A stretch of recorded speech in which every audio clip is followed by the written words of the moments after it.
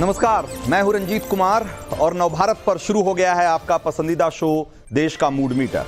आपकी स्क्रीन पर बस आ ही गया समझिए क्यूआर कोड, जिसे आपको अपने मोबाइल से स्कैन करना है और उसके बाद वोट मीटर घुमाने का सिलसिला शुरू हो जाएगा।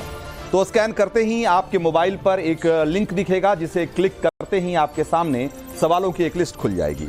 अपना जवाब चुनना है आपको और सबमिट कर देना है। और हाँ, आखिर में अपनी डिटेल जरूर भरिएगा, क्योंकि उसी के आधार पर हम हर रोज चुनते हैं 4 लकी वोटर।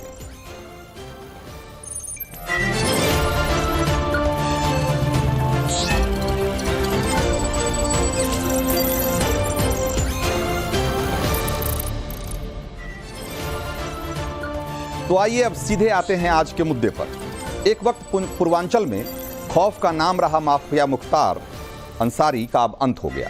बांदा जेल में हार्ट अटैक के बाद हुई मौत पर सियासी बवंडर उठ खड़ा हुआ है। मुख्तार के परिवार ने जहर देकर मारने का आरोप लगाया है और बस ये आरोप लगाने भर की देर थी कि विपक्ष के तमाम पार्टियों ने इसे लपक लिया। ऐसा लग रहा है कि चुनावी मौसम में बस इसी गेंद के इंतजार में सब थे। अखिलेश से लेकर ओवैसी और मायावती से लेकर कांग्रेस तक सबकी एक ही भाषा है कि जहर देकर मुख्तार को मार दिया गया। आपको बता दें कि माफिया मुख्तार की मौत की न्यायिक जांच के आदेश दे दिए गए हैं, लेकिन विपक्ष मुख्तार की मौत को सियासत का नया मुद्दा बनाने पर अड़ा हुआ है।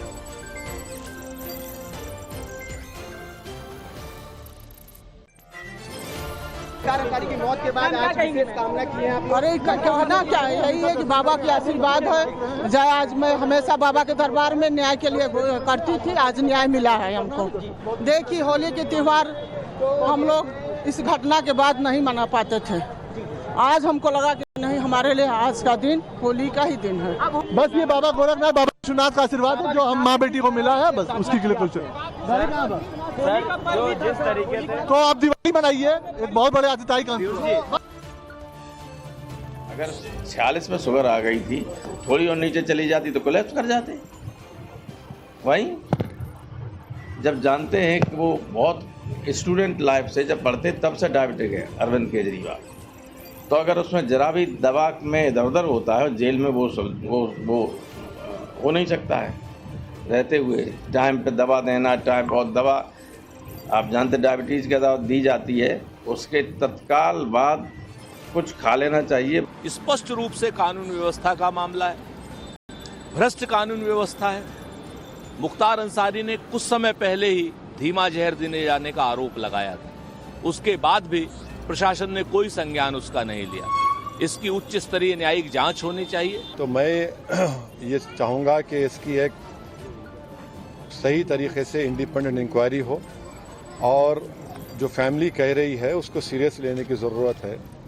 ये दूसरा ऐसा वाक़या हम देख रहे हैं कि एक कन्विक्टेड प्रिजनर को जुडिशियल कस्टडी में उनकी मौत हुई है। अब देखिए, अगर कोई हथकड़ी में 2 प्रिजनर्स हैं और उनको पुलिस के सामने उनको गोली चला दी जाती है, और अगर कोई वहाँ के मुख्यमंत्री के बारे में कुछ फेसबुक पे अनाप शनाप बकले तो 48 घंटे में आप पहुँच जाते उसको। ये क्या हो रहा है, ये कैसे हो रहा है? रूल ऑफ लॉ से देश यूपी चलना चाहिए, रूल ऑफ गन से नहीं चलना चाहिए।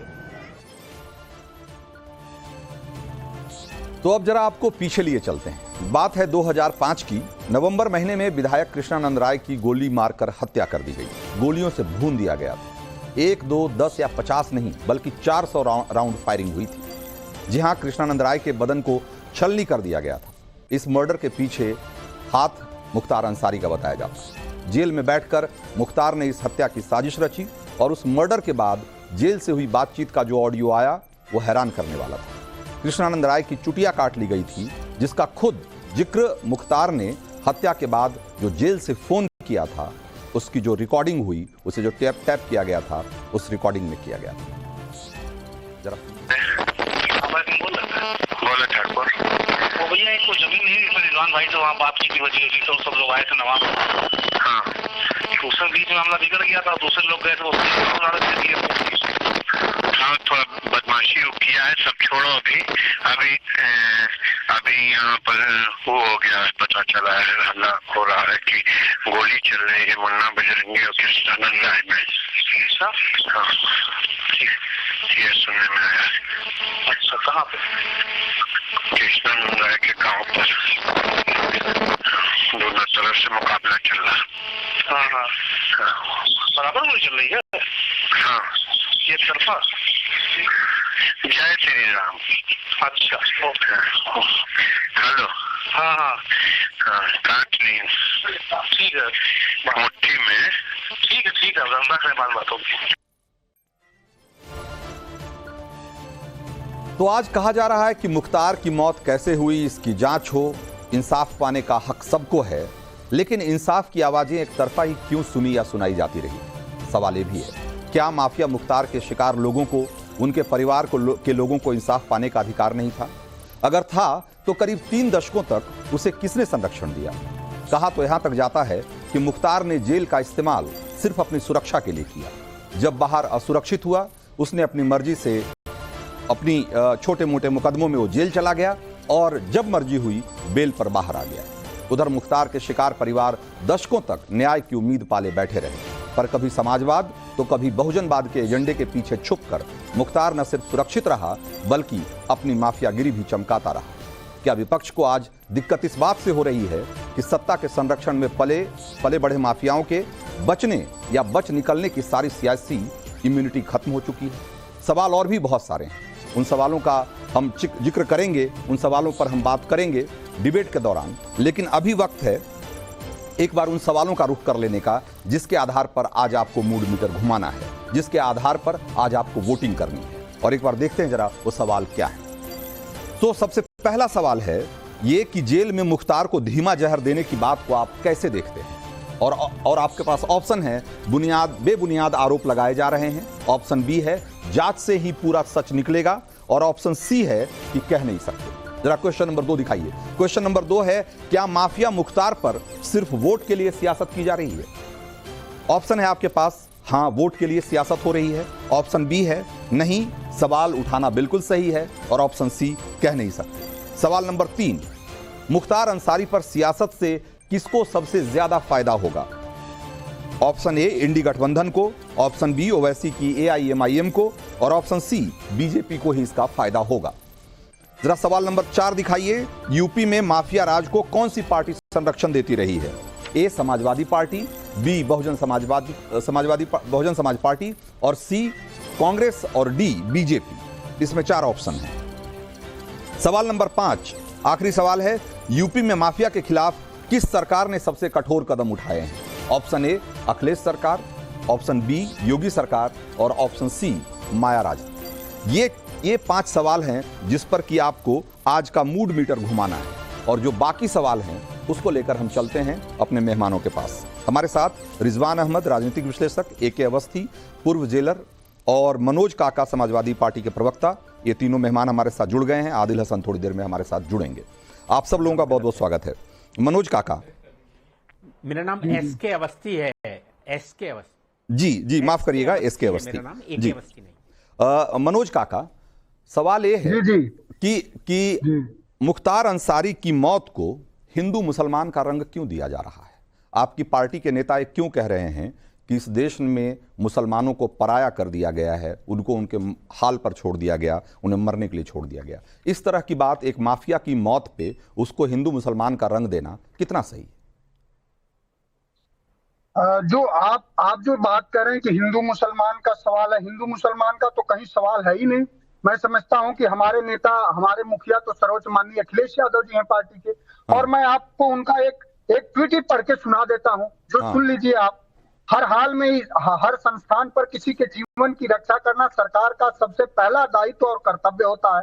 सरकारों पर निम्नलिखित हालातों में, किसी भी हालात में, किसी भी बंधक कैदी की मृत्यु होना न्यायिक प्रक्रिया से लोगों का विश्वास उठा देगा। थाने में बंद रहने के दौरान मौत हो जाना, जेल के अंदर आपसी झगड़े में मौत हो जाना, जेल के अंदर बीमार होने पर मौत होना, न्यायालय ले जाते समय मौत होना, अस्पताल ले जाते समय मौत होना, अस्पताल में इलाज के दौरान झूठी मुठभेड़ दिखा करके, झूठी आत्महत्या दिखा करके, किसी दुर्घटना में हताहत दिखा करके, ऐसे सभी संदिग्ध मामलों में सर्वोच्च न्यायालय के न्यायाधीश की निगरानी में वो ट्वीट हम लोगों ने भी देखा है मनोज काका, वो ट्वीट हमने भी देखा है।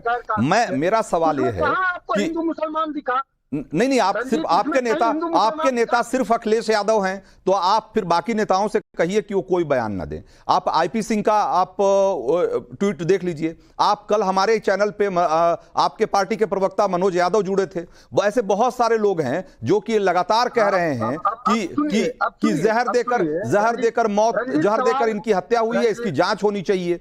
हिंदू मुसलमान का रंग देने की कोशिश कर रहे हैं। सवाल यह है कि अगर सिर्फ इकलौते नेता हैं आपके पार्टी के, तो फिर उन्हीं की बात हम मानेंगे, वरना बाकी लोग भी तो बोल ही रहे हैं ना। रंजीत, हम तो पार्टी के सर्वोच्च मुखिया की और पार्टी की जो लाइन होती है, हर व्यक्ति की लाइन का जवाब देने तो आपने बैठाया नहीं हुआ है।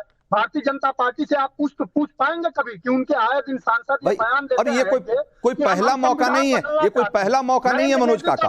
जब अतीक के बेटे का इनकाउंटर हुआ था, तब भाईचारे वाली बात जो है ना, भाईचारे वाली बात आपको याद हो ना हो, लेकिन वो ट्वीट अभी भी टाइमलाइन पे पड़ी होगी। अखिलेश यादव ने कहा था कि भाईचारे पर हमला है। तो जब कोई इनकाउंटर होता है किसी अपराधी का, तो आपको भाईचारा दिखने लगता है उसमें। आप रंजीत, आप उत्तर प्रदेश के बारे में नहीं जानते हैं? बिल्कुल जानता हूं, 1986 को बिल्कुल जानता हूं। आपको ये गलतफहमी क्यों हो रही है कि मैं उत्तर प्रदेश को नहीं जानता हूं? और कौन सी नई बात आप बताना चाहते हैं उत्तर प्रदेश के बारे में, मुझे जरा बताइए। क्या आप ये बताना चाहते हैं, क्या मैं आपको बताऊं उत्तर प्रदेश की कुछ इतिहास बताऊं, राजनीतिक इतिहास के बारे में? आप मुझे बोलने के लिए बुलाए हो कि बस अपना एक कहानी सुनाने के लिए आप बुलाए हो? तो गुस्सा मत करो। नहीं तो आप ये जो जानते हैं, दिलीप सिंह के बारे में आप जानते हैं, भूषण सिंह के बारे में जानते हैं, सबके बारे में जानते हैं। हाँ। सबसे ज्यादा अपराधी अगर उत्तर प्रदेश में किसी जात के हैं तो मुख्यमंत्री के स्वजाति लोग हैं। उन पर कार्रवाई कोई नहीं होती है।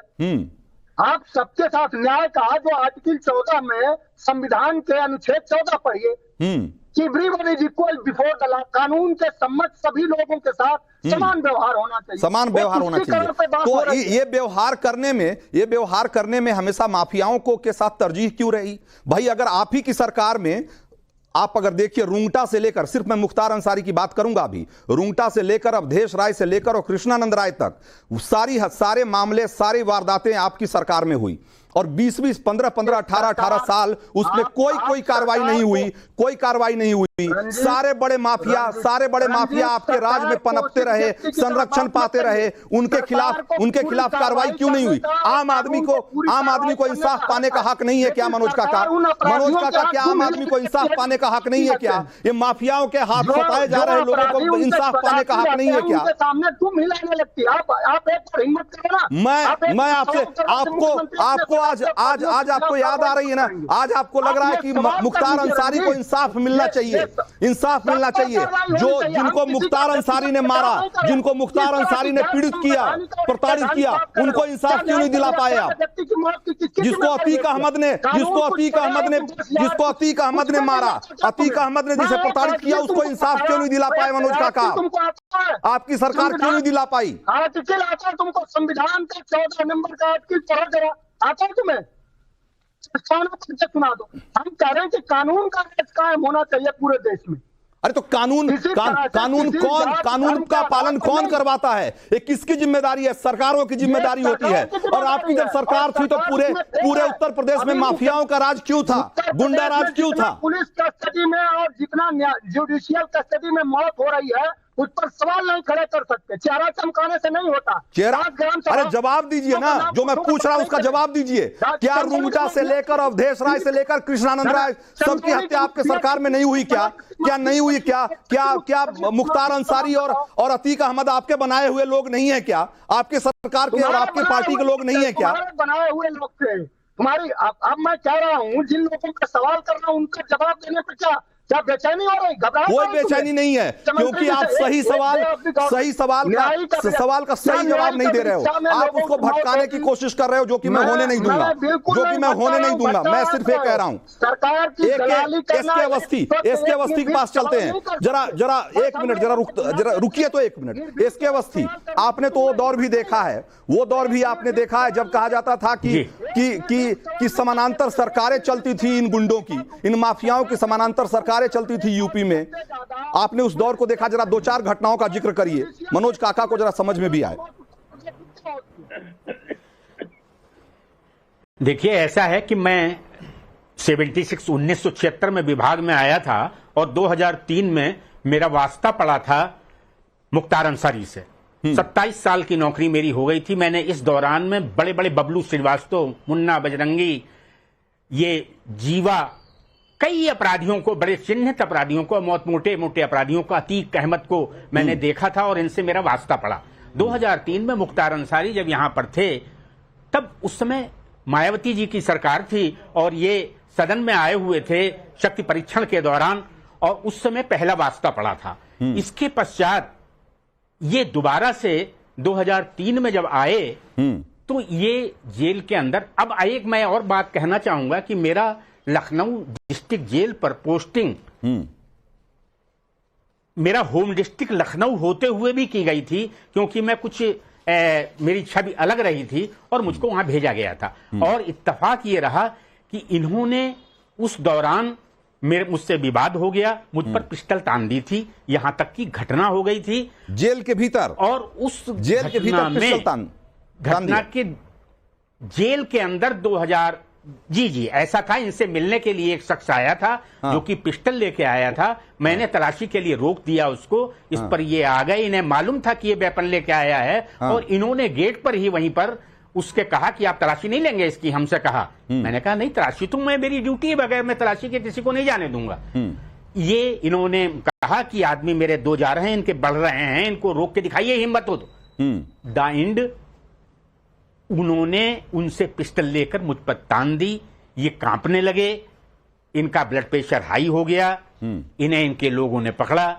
इस तरह से कौन सा साल था? कौन सा साल था? दबाव पड़ा, कौन सा साल था इसके अवस्थी? साल कौन सा था? 2003 की बात। और सरकार किसकी थी? 2003 की बात। और सरकार किसकी थी?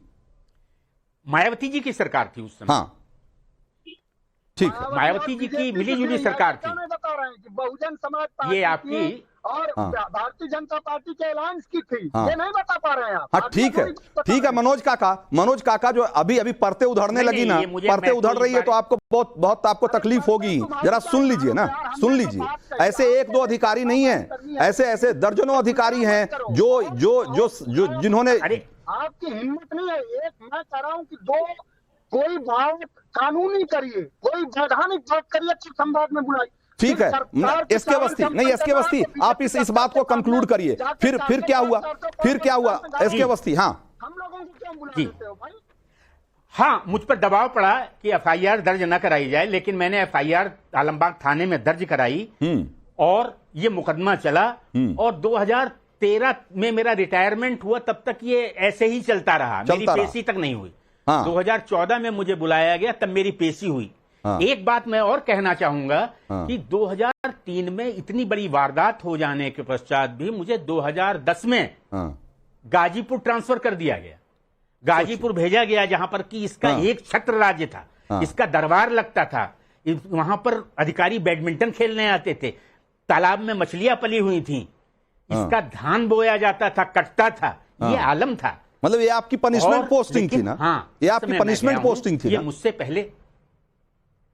हाँ, नहीं, पनिशमेंट पोस्ट क्या, वहां एक दुर्घटना घटित हो गई थी, पॉइजनिंग कांड हो गया था। उसमें इसको ट्रांसफर कर दिया गया था, मुझको गाजीपुर भेज दिया गया। अरे गाजीपुर वो रहे ना रहे, उसका प्रभाव इतना था वहां पर कि आपका 75% स्टाफ उसका था, 90% बंदी उसके थे। आप समझ लीजिए कि जैसे मतलब जीव की दांतों और ये कौन सा साल आप एक बार फिर से दोहराइए, कौन सा साल था? ये कौन सा साल था सर?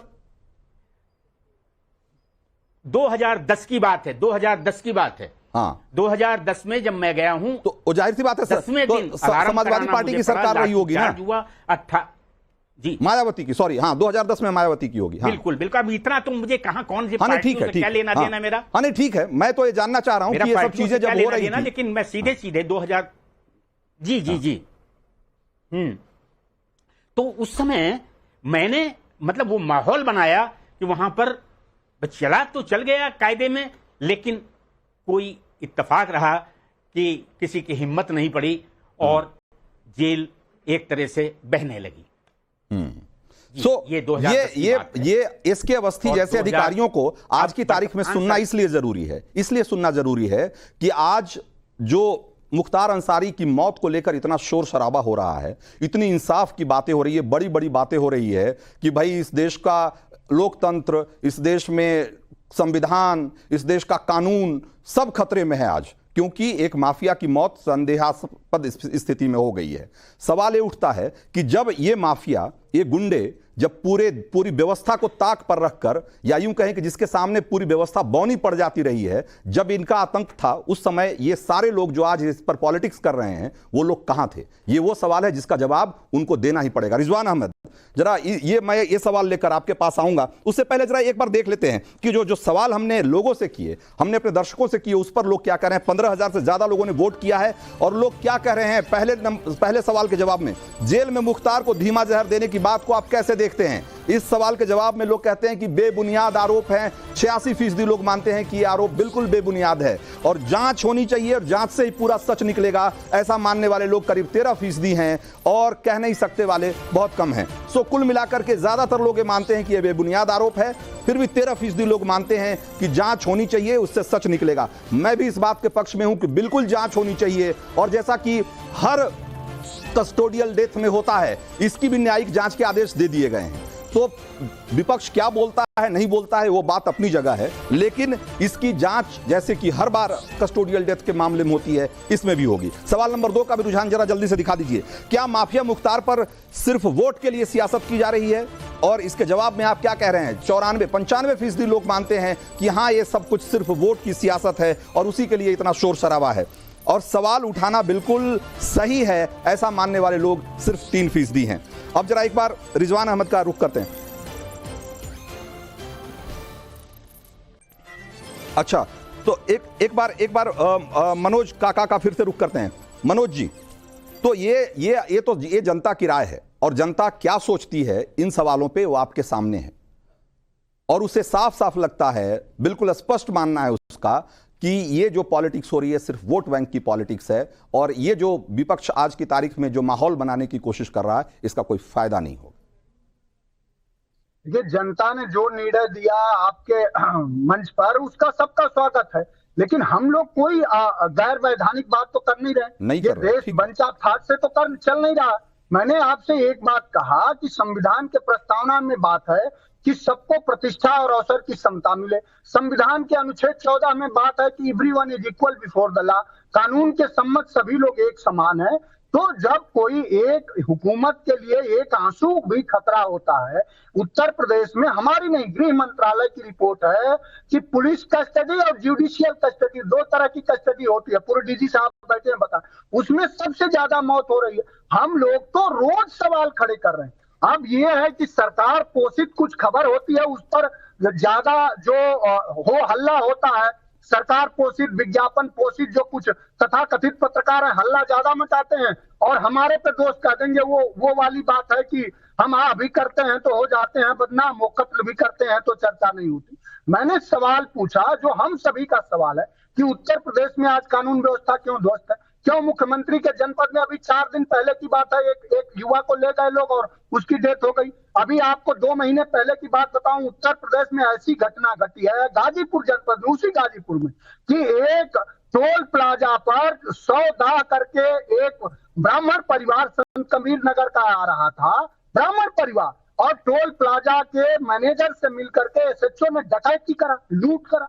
कहीं कोई आपने हमारे जिले में कितने लोग मनोज काका मैं कह रहा हूं कि कोई समाज अपराध मुक्त नहीं होता, कोई समाज अपराध मुक्त नहीं होता।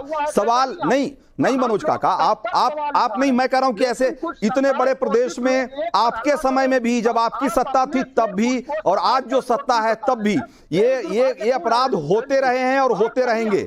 सवाल ये है कि जो संगठित अपराध है, जो सिंडिकेटेड क्राइम है, जो माफियागिरी है, उसके खिलाफ सरकार की नीयत क्या रही है, सरकार का एक्शन क्या रहा है, ये इस बात से तय होगा कि कौन सी सरकार बेहतर कर रही है क्राइम को लेकर के। और मैं आपसे एक बात कहना चाहता हूं कि इसमें ये पूरा उत्तर प्रदेश इस बात का गवाह है, आंकड़े गवाह है कि सिंडिकेटेड क्राइम, माफिया क्राइम आपके समय में बेलगाम थी। आप अभी गृह मंत्रालय की रिपोर्ट पढ़ दीजिए।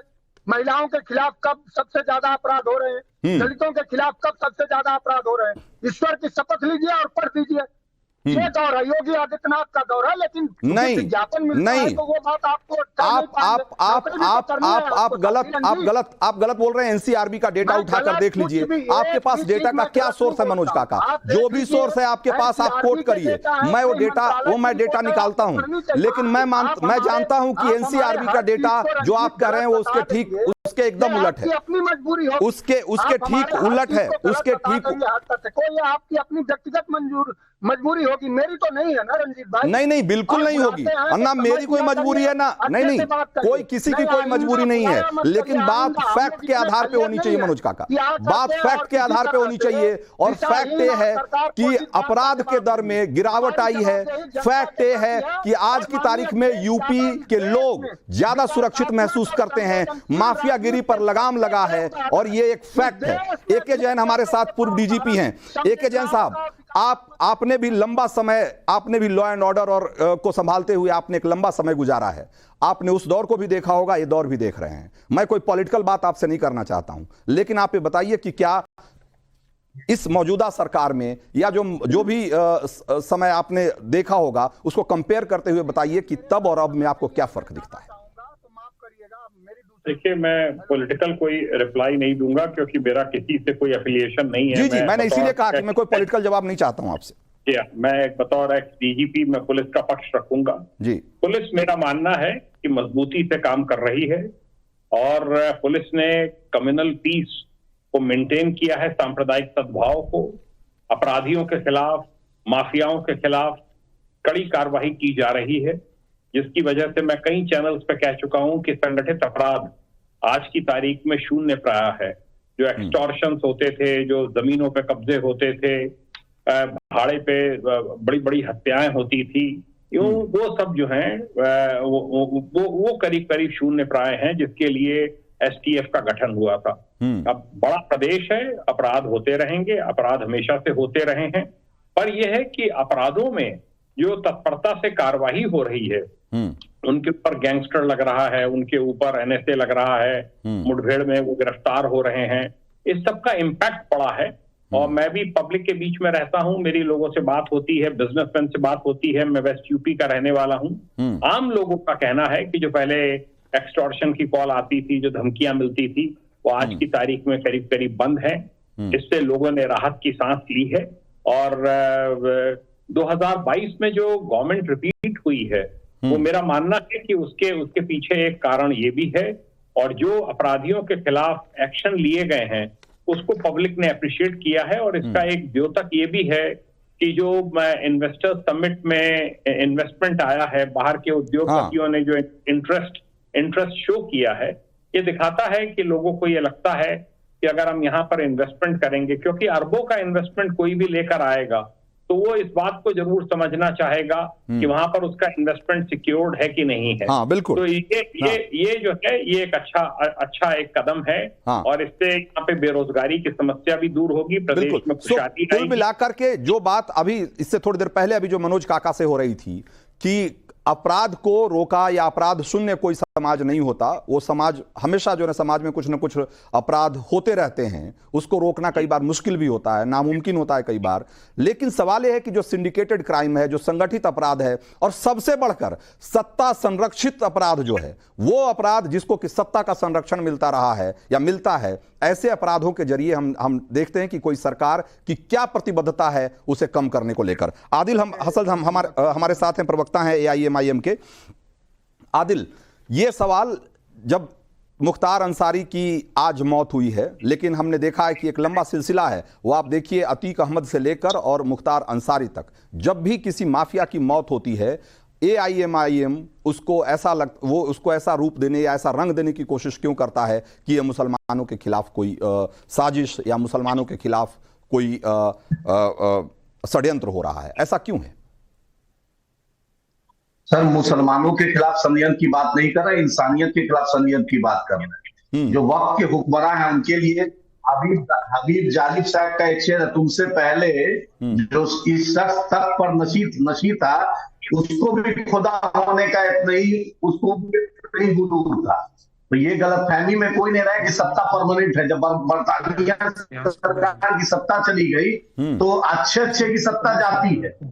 ये मुलायम जी को भी लगता था कि सत्ता नहीं जाएगी।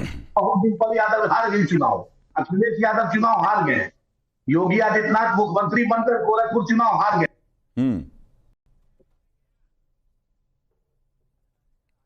आदिल की आवाज चली गई, लेकिन मनोज काका हमारे साथ जुड़ गए हैं। मनोज काका, सवाल वही है, अभी आप बीच में आपका कनेक्शन टूट गया था, लेकिन AK जैन साफ साफ कह रहे थे अभी अगर आपने उनको सुना होता तो ये आप शायद आप जो कह रहे थे उसका एक जवाब ही था एक तरीके से, कि आज की तारीख में अपराध तब भी थे, अपराध आज भी है। ऐसा नहीं है कि कोई समाज अपराध मुक्त हो गया है या कोई राज्य अपराध मुक्त हो गया है, लेकिन वो अपराध जिसको सत्ता का संरक्षण हासिल होता है, वो अपराध जो कि संगठित रूप से माफियागिरी जिसको आप कहते हैं, वो अपराध पर लगाम लगा है, इसमें कोई दो मत नहीं।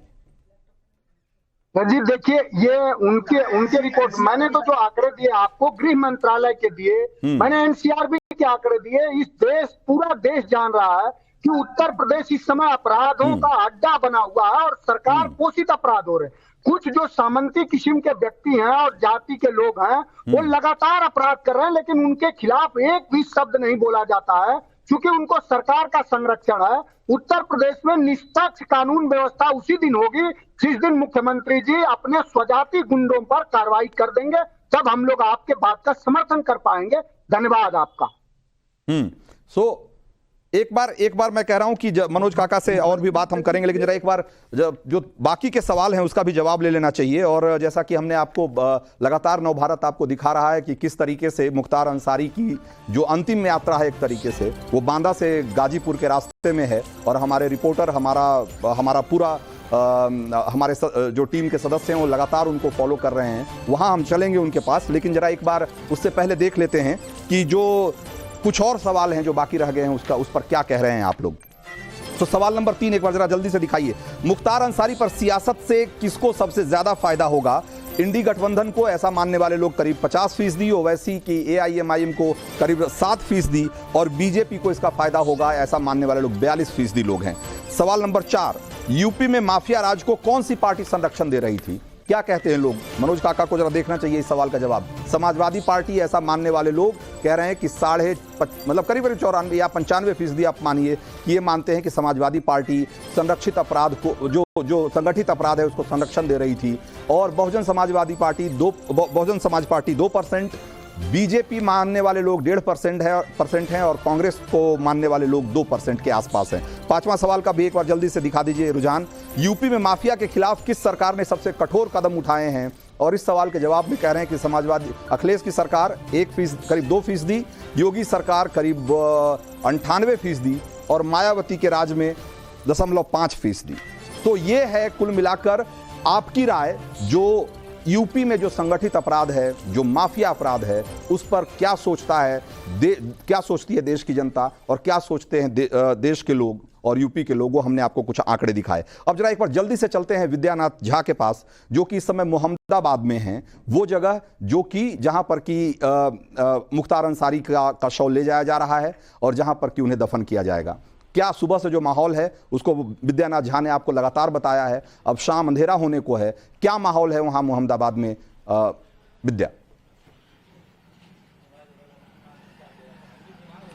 जी, रंजीत जी, मैं जरा तस्वीरों के जरिए आपको बताता हुआ चलता हूं कि यूसुफपुर सब्जी मंडी, फल मंडी, जहां पास में ही घर है मुख्तार अंसारी का, और यहां सुबह से ही पुलिस का पहरा है। हम आपको तस्वीरों में दिखा रहे हैं, देखिए दोनों तरफ, आप सीधे हाथ में दिखाइए जरा एक बार पीयूष, इधर देखेंगे तो इधर की दुकानें बंद हैं, बाएं हाथ में देखेंगे दूसरी तरफ की दुकानें बंद हैं। कुल मिलाकर यहां पर जो मार्केट है उसको पूरी तरीके से बंद रखा गया है, और यहां जो लोग बड़ी संख्या में आ रहे थे सुबह से, उनको धीरे धीरे यहां से हटाने की कोशिश पुलिस ने लगातार की है। और उसके बाद बंद है विद्या जो ये बंद है, ये स्वतः स्फूर्त है, लोगों ने खुद से बंद कर दिया है या किसी आशंका के डर से बंद कर दिया है या प्रशासन ने उसको बंद रखने को कहा है? क्या सिचुएशन है?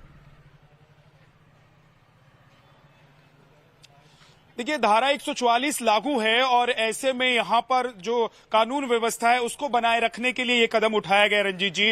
हालांकि यहाँ पर कुछ लोग ऐसे भी हैं जो बता रहे थे, जिनसे हमारी बात हो रही थी, वो कह रहे थे कि हम खुद ही आज नहीं गए और वो इमोशनल थे। दरअसल वो लंबे वक्त से मुख्तार अंसारी के साथ या फिर उनके परिवार के साथ जुड़े रहे हैं। ऐसे में उन लोगों को लग रहा था कि जब इतनी बड़ी घटना हुई है, मुख्तार अंसारी की मौत हुई है, तो ऐसे में दुकान जाना या कहीं और जाना उन्हें मुनासिब नहीं लगा और वो यहां सुबह से उनके घर पर बैठे रहे। जरा मैं तस्वीरों में आपको दिखा दूं कि पुलिस की गश्त आपको नजर आएगी और दुकानें जो इधर मंडी है वो बंद नजर आ रही है पूरी तरीके से। सिर्फ पुलिस की गाड़ियां, आपको पुलिस के अधिकारियों की गाड़ियां यहां पर दिखाई देंगी और आगे एक बैरिकेड लगाया गया है जिससे लगभग 100 मीटर आगे मुख्तार अंसारी का घर है, जहां सुबह से हम लगातार तस्वीर दिखा रहे थे।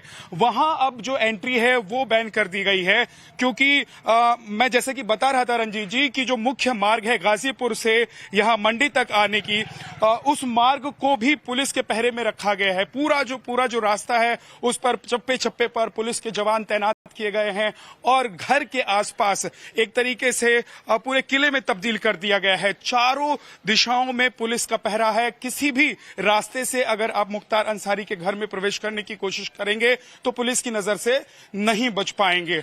और पुलिस दरअसल ये एहतियाती कदम इसलिए उठा रही है क्योंकि इस बात की आशंका थी कि कहीं कोई माहौल ना बिगड़ जाए। इसीलिए हमने देखा था कि कुछ इलाकों में ऐसा कहा गया था कि इंटरनेट सेवा कुछ देर के लिए बंद रखा जाएगा। हालांकि मुख्तार अंसारी का जब शव यहां पर पहुंचेगा उस वक्त हो सकता है कि इंटरनेट सेवा को थोड़ी देर के लिए बंद किया जाए ताकि कोई अफवाह न फैलाए, किसी तरह के अफवाह में आकर लोग आक्रोशित 144 के बावजूद आपके सामने अभी जो दिख रहा है एक ठीक ठाक क्राउड, वहां पे ठीक ठाक भीड़ दिख रही है विद्या।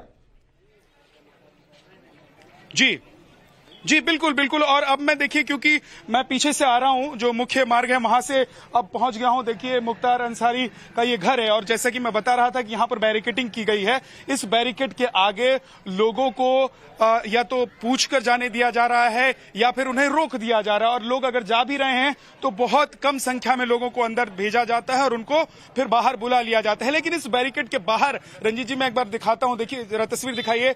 यहां पर देखिए सुबह से जैसे दिन आगे बढ़ता गया, वक्त गुजरता गया, लोगों के आने जाने का सिलसिला चलता रहा। लेकिन बहुत सारी शक्लें तो मैं ऐसी देख रहा हूं, बहुत सारे चेहरे मैं यहां पर ऐसे देख रहा हूं जिनको मैं सुबह से यहां पर देख रहा हूं। देखिए, हम तो काम करने के लिए यहां पर आए हैं, रिपोर्ट पहुंचाने के लिए, देश को दिखाने के लिए कि इस वक्त क्या हो रहा है यहां पर। लेकिन इन लोगों का जो इमोशन है, वो इमोशनल अटैचमेंट जो है मुख्तार अंसारी के साथ वो है, क्योंकि स्थानीय लोगों के साथ जो विद्या हम आपके पास लौट कर आते रहेंगे और हम मोहम्मदाबाद और साथ में जो मुख्तार अंसारी की अंतिम यात्रा है उससे जुड़ी तस्वीरें और उससे जुड़ा सारा अपडेट आपको बताते रहेंगे। लेकिन मूड मीटर में अभी वक्त है आज के 4 लकी जो विनर्स हैं, वोटर्स हैं, उनका नाम अनाउंस करने का। और आज के जो 4 लकी वोटर्स हैं वो हैं प्रशांत पांडे, उत्तर प्रदेश के हैं, 4785, और नीतू देवी उत्तर प्रदेश की हैं। इनका जो मोबाइल का आखिरी 4 डिजिट है वो है 2406। बाकी के जो 2 और विनर हैं आज के, जो 2 विजेता हैं, उनका नाम है रविकांत प्रसाद, ये बिहार के हैं, 1724 इनके मोबाइल का आखिरी 4 डिजिट है। और अनीता मारवा दिल्ली की हैं, इनका मोबाइल नंबर संभवतः नहीं है। तो ये आज 4 जो लकी वोटर्स हैं ये वो लोग हैं जिन्हें कि आज देश का मूड मीटर की तरफ से उन्हें इनाम दिया जाएगा। और उनके मोबाइल का, अनीता मारवा का जो मोबाइल का आखिरी 4 डिजिट है वो है 4478। तो ये आज के 4 लकी वोटर्स हैं, लकी विनर्स हैं। और देश का मूड मीटर में आज इतना ही। कल फिर इसी समय मुलाकात होगी किसी और बड़े मुद्दे के साथ। तब तक के लिए दीजिए मुझे इजाजत।